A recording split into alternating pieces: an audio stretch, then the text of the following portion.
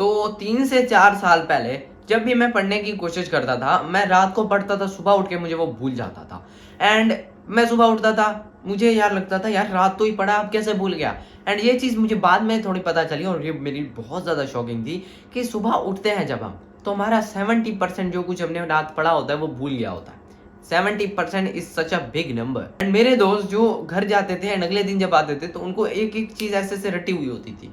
तब मुझे समझ आई कि यार मैं गलती कर क्या रहा हूँ। तो मैंने समझा कि शायद से मैं टाइम कम दे रहा हूँ। तो मैंने क्या किया, घर आके मैं बहुत ज्यादा सारा दिन पढ़ता रहता था, लेकिन फिर भी मेरे नंबर नहीं आते थे। ये गलती मैंने 2 से 3 साल तक की है। मेरा दोस्त भी यही गलती करता था एंड जब मैंने उसको ये चीज समझाई, उसके मार्क्स इंस्टेंटली इंप्रूव हुए। इमेजिन करो एक ऐसी पावर, एक ऐसी चीज तुम्हारे हाथ में आ जाए जिससे तुम एक बार पढ़ो और वो तुम्हें पूरी जिंदगी ना भूले। आज भी मुझे ऐसी चीजें याद है जो मैंने 7-8 क्लास में पढ़ी थी एंड आज तक वो मुझे याद। एक्चुअली में इस टेक्निक का नाम क्या है मुझे भूल गया है, बट एक्चुअली में ये वर्क कैसे करती है। तो देखो, सबसे पहले तुम अपनी बुक को ओपन करो, जो जो चीज तुम पढ़ना चाहते हो, जिस चीज को तुम अभी याद करना चाहते हो। पहली बार थोड़ा सा टाइम लगेगा, लेकिन एक दिन के बाद ना, कल अगर तुम इसको अभी ट्राई करते हो और कल देखना तुम्हें ऐसे ऐसे 5 मिनट में हर चीज याद हो गई। तो अभी अपनी बुक खोलो, जो भी मुश्किल सबसे हार्डेस्ट पार्ट है ना, सबसे हार्डेस्ट चैप्टर, उसका सबसे हार्डेस्ट टॉपिक खोलो एंड उसको एक बार रीड करो। ठीक है, उसको ऐसे रीड करो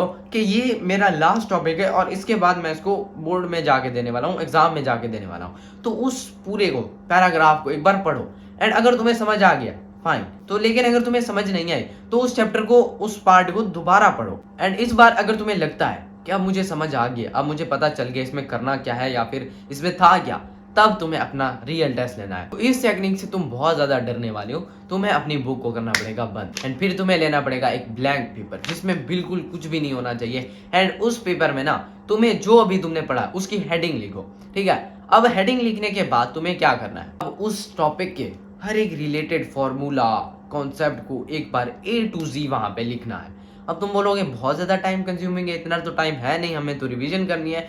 लेकिन इस बात को समझो, तुम्हें हर चीज नहीं पढ़नी है, तुम्हें हर चीज में इस टेक्निक को अप्लाई नहीं करना, तुम्हें उस चीज में ये करना है जहां पे तुम बिल्कुल वीक हो। अब तुम्हें सिंपल से जाना है उस पेपर में A to Z जो तुमने पढ़ा है अभी उसको लिखो। एंड जब तुम लिखने लगोगे ना, पहली लाइन ही तुम्हें भूल जाएगी, फिर तुम आगे बढ़ोगे। ठीक है, एक पहली लाइन को छोड़ देना, फिर तुम चौथी 5वीं लाइन में आगे वो भूल जाएगी, फॉर्मूला भूल जाएगा, ये हो जाएगा, वो हो जाएगा।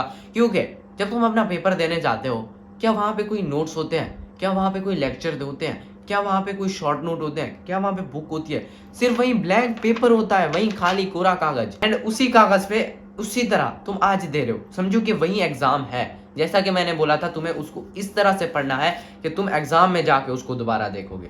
तो अब वो क्वेश्चन आ चुका है, अब उसको अटेम्प्ट करो। एंड अब जब तुम अटेम्प्ट करोगे ना, तब तुम्हें तुम्हारी औकात दिख जाएगी कि 10 नंबर के सवाल में मुझे 3-4 नंबर मिलेंगे। तब तुम्हें ये रोना धोना भी नहीं करोगे कि यार मेरा तो अच्छा एग्जाम हुआ था, क्योंकि अब घर में बैठ के तुम खुद को टेस्ट कर रहे हो। एंड जब तुम एग्जाम दोगे अपना ये वाला कागज वाला, उसके बाद तुम बुक ओपन करना एंड मैच करके देख लेना कि कहाँ पे मेरे से गलती हुई है। एंड जब तुम गलती कर लोगे ना, जब मैच कर लोगे, ये गलती हुई, ये फॉर्मूला भूल गया, ये जिंदगी भर नहीं भूलेगा, तुम्हें बिल्कुल नहीं भूलेगा। अगली बार तुम्हें इसको बिल्कुल भी लिखने की जरूरत नहीं है। अब अपनी बुक बंद करो एंड माइंड में इमेजिन करो कि इसका मैप क्या था। एंड जब तुम ये नोट करोगे ना, अगर तुम इसको उस पेपर से लिखने से पहले इमेजिन करोगे तब तुम्हें कुछ समझ नहीं आ रही होगी, लेकिन उस लिखने के बाद जब तुम देखोगे, तुम्हारे माइंड में कंप्लीट मैप बन चुका होगा उस टॉपिक के रिलेटेड। वो टॉपिक तुम्हें एग्जाम टाइम तक, अगर तुम 10 साल बाद मरने के वक्त भी तुम उसको देखोगे, तुम्हें याद रहेगा। अगर तुम्हें मेरी बात पे बिलीव नहीं हो रहा ना, अभी जाओ अपनी बुक खोलो एंड वहां से हार्डेस्ट टॉपिक देखो, उसको एक बार रीड करो,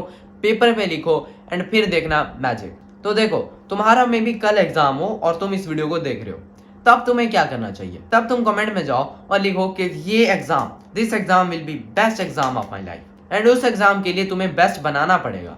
और जब तुम बेस्ट बनाने की ट्राई करोगे, वो कैसे बनेगा? कागज पे लिखो, लिखो एंड लिखो। ये चीज मैंने डेविड गॉगिन्स से सीखी थी कि एक पेज को तुम इतनी बार लिखो, इतनी बार लिखो, इतनी बार लिखो कि वो पेज तुम्हारे माइंड में एक मेमोरी बन जाए, उसका पेज नंबर तुम्हें याद रह जाए। ये थोड़ी सी ना मॉडिफिकेशन है इसमें कि तुम्हें उसको एक बार पढ़ना है एंड देन तुम्हें अपनी गलती देखनी है, तुम्हें बार बार लिखने की जरूरत नहीं है, इसलिए इतना टाइम वेस्ट नहीं होने वाला। I will see you next time as usual, bye.